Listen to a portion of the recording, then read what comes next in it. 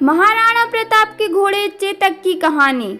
नमस्कार दोस्तों, तो आज की इस वीडियो में हम महाराणा प्रताप के घोड़े चेतक से जुड़ी रोचक कहानी के बारे में जानेंगे।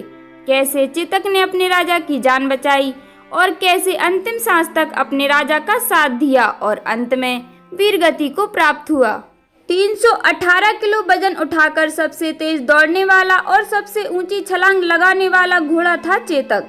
एक अरबी व्यापारी 3 घोड़े लेकर महाराणा प्रताप के समक्ष प्रस्तुत हुआ था, जिनके नाम चेतक, त्रटक और अटक थे। राणा ने उन तीनों घोड़ों का परीक्षण किया, जिसमें अटक मारा गया और त्रटक और चेतक बचे, जिसमें चेतक ज्यादा बुद्धिमान और फुर्तीला था। महाराणा प्रताप ने चेतक को अपने पास रखा और त्रटक को अपने छोटे भाई शक्ति सिंह को दे दिया। हल्दी घाटी के युद्ध में बिना किसी सैनिक के राणा अपने पराक्रमी चेतक पर सवार होकर पहाड़ी की ओर चल पड़े। उनके पीछे 2 मुगल सैनिक लगे हुए थे, परंतु चेतक ने अपना पराक्रम दिखाते हुए रास्ते में एक पहाड़ी से बहते हुए नाले को लांघकर प्रताप को बचाया, जिसे मुगल सैनिक पार नहीं कर सके। चेतक द्वारा लगाई गई यह छलांग इतिहास में अमर हो गई। इस छलांग को विश्व इतिहास में नायक माना जाता है। चेतक ने नाला तो लांघ लिया, पर अब उसकी गति धीरे धीरे कम होती जा रही थी। पीछे से मुगलों के घोड़ों की टापें भी सुनाई पड़ रही थी। उसी समय प्रताप को अपनी मातृभाषा में पीछे से एक आवाज सुनाई पड़ी। प्रताप ने पीछे पलटकर देखा तो उन्हें एक ही अश्वारोही दिखाई पड़ा और वह था उनका सगा भाई शक्ति सिंह।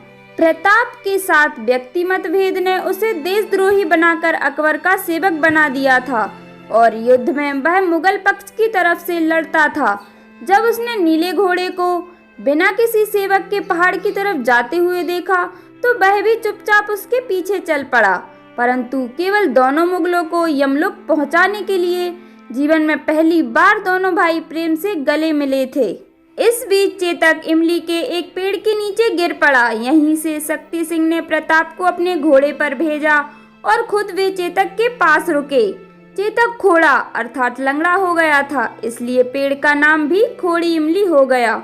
कहा जाता है कि इमली के पेड़ का यह ठूंठ आज भी हल्दी घाटी में उपस्थित है। महाराणा प्रताप के इतिहास अनुसार माना जाता है कि महाराणा प्रताप के भाले का वजन 81 किलो था और उनके छाती के कवच का वजन 72 किलो था।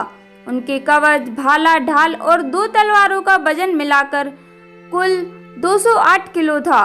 महाराणा प्रताप का वजन 110 किलो और लंबाई 7 फीट 5 इंच थी। चेतक के पराक्रम का पता इस बात से भी चलता था कि हल्दी घाटी का युद्ध शुरू हुआ तो चेतक ने अकबर के सेनापति मानसिंह के हाथी के सिर पर पांव रख दिया था और प्रताप ने भाले से मानसिंह पर सीधा वार कर दिया था। चेतक के मुंह पर हाथी की सूंड लगाई जाती थी।